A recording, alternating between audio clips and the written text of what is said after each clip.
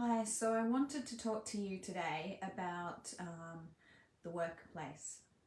Okay, so two of my friends, very highly competent, professional, amazing women who do a really amazing job. One is a Scrum Master and one is a project manager. Now, they both came to me and we were talking and they were exchanging stories and everything. Now, they used to be contractors in the past and they were treated reasonably okay, right? Now, they've both gone into permanent roles and they've only been in those roles for 12 to 18 months each, right? Now, the first scenario, which Anne told me about, is that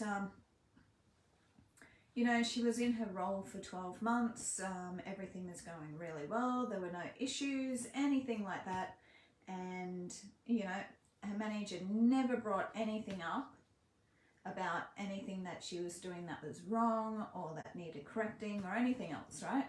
And she goes into the performance review and he compares her manager compares her to the person who was previously in the role. Now, she is a project manager and the previous person had actually left for another role and she's been in that company, I think, for a good 22 years or something, right? So she knows a lot of people, the previous person. And she was only doing bare minimum in that role.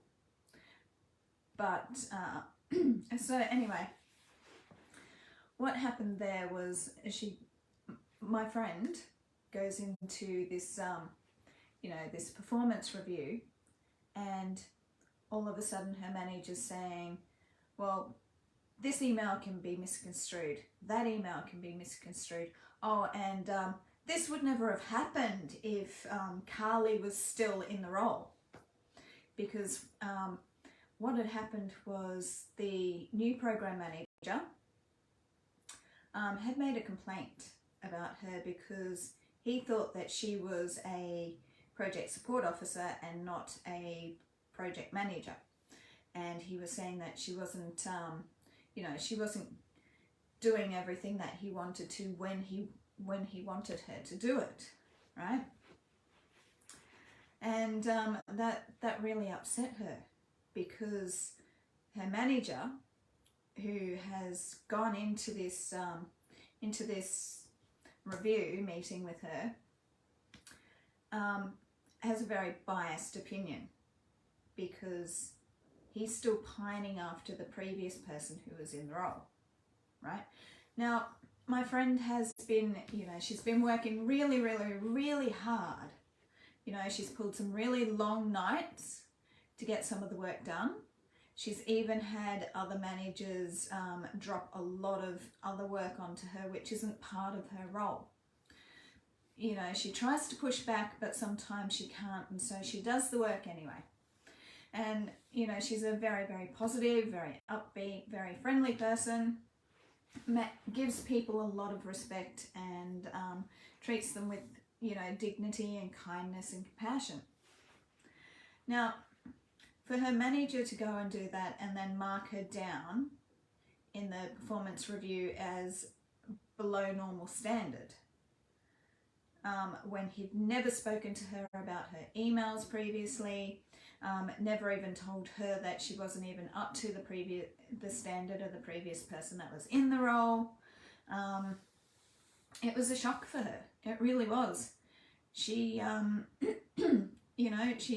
she took it badly because, like, in the system, he didn't even bother to let her, contest it in the system. What he did was he inadvertently submitted the performance review without her even viewing it first. And then when it came to the actual performance review meeting, that was the first time that she'd even seen what he had written in that performance review in the system. And so she was quite upset. and she really wanted to settle down there because, you know, she'd been contracting for a long time, and she thought that the company was really good. Sure, it had some issues. You know, what company doesn't have issues? So she was really upset about it, and I said to her, look, you know what, a performance review is one person's perception of you and what you're doing in your role. It doesn't necessarily mean that they know what you're doing in your role, or even, you know, how long the hours are that you're working, or even that, you know, you've put process improvements in place. It's just their perception. And if their views are biased, then perhaps it's time to move on. Right, so anyway, after that, my other friend Jan, she spoke to me about her situation, and her situation was more of a, you know, sexism thing, right? So she's a PM / Scrum Master, and, you know, she's also been contracting for a number of years and never been treated the way that she has in this particular company. And basically the company is moving towards a more agile type of working environment. And so what happened was there was a new program manager that was brought on board, and for some reason he instantly did not like her. So he would give her remedial tasks like, you know, typing up his minutes and that sort of stuff, and, you know, treating her like a support officer. And then all of a sudden, he brings in his mate, who is another contractor, mind you, he's a contractor, who is an agile coach. And all of a sudden she's been told that she needs to step away from some of her duties so that the agile coach can do them. And that also taken away, you know, some of her billable hours because of that.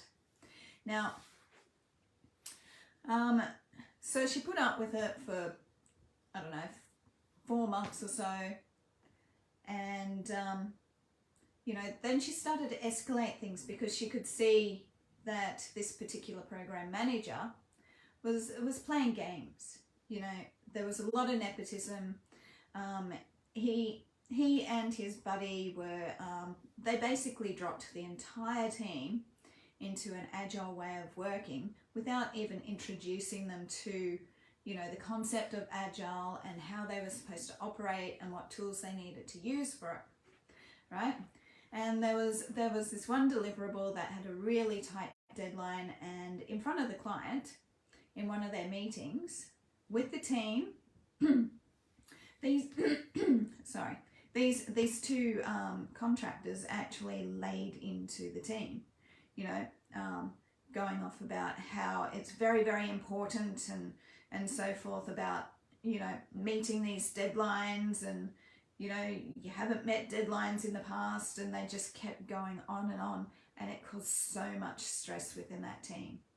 The poor team, and, you know, she felt really bad about it, but there was no way that she could pull them up because it was in a meeting with the client, you know, and, you know, for part of her role, she had been stood down because, well, the agile coach was apparently doing it, but he wasn't doing all of it, right? You know, he was still leaning very, very heavily on her, ringing her, messaging her, emailing her about a lot of things. And she ended up going off on stress leave for a couple of weeks. And then when she came back to work, the same thing happened again and again and again, right? And the program manager, you know, said to her in a message, oh, but he's now doing your job, and, you know, he's the lead now, and I thought this was, you know, this was agreed upon, and you know, Then some of the meetings actually became more internal without the client, and she was given an opportunity to run them again because, well, she basically said, hey, look, seeing as how the client's not involved anymore, I'm going to be doing my full role again, right? Without knowing that those two had promised a daily status report to the client, and so now she's got that daily status report, and she's managing a team, and she has some team members who are highly stressed, and all she wants to do is to protect them as much as possible from, the other people who are causing the stress, but she doesn't know how to. And in that process, she's getting more and more worked up and more stressed because she doesn't feel like she has any rights whatsoever, even though she's permanent, and she's been permanent for 18 months. And, they've only been on board for about 6 months as contractors. And so I said to her, look, in the end, your health is more important. I know that you have an obligation towards your team to try and protect them. You want to, and that's great. But, is this role going to continue to affect your health? If so, you need to move on. If you think that you can change it, good, then try. But remember, you have escalated previously and nothing's happened. And, she was practically in tears because she really enjoys managing this team. And, it wasn't the best environment for her to be in. And she realised from that conversation that she needed to move on. Because, she was being belittled and demeaned by the program manager. And, when she escalated, nothing would happen. So in the end, what I'm trying to get at is there should not be any form of nepotism, any form of favoritism, any form of sexism in the workplace. But unfortunately, now that we are working from home again, we're starting to see this occur more and more, and it's important to look after your health when these situations happen.